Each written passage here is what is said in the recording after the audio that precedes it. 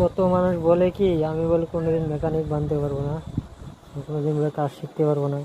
কারণ আমি যে জায়গায় কাজ শিখছিলাম সেই মেকানিক থেকে আমাকে বলছে তুই কোনোদিনও কাজ শিখতে পারবি না, তোর কামের দিকে ধ্যান নাই। কী করবো ভাই, আমরা গরিব মানুষ, এত গালাগালি পারে তবু 2 বছর সেই জায়গাতে আসিলাম।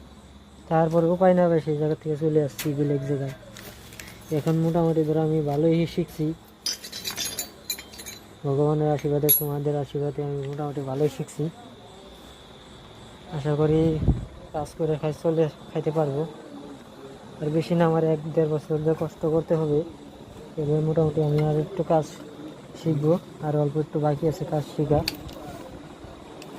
ভগবান করে কাজটা যেন শিখতে পারি। তোমরা একটু আমার আশীর্বাদ করো, একটু ফলো করো।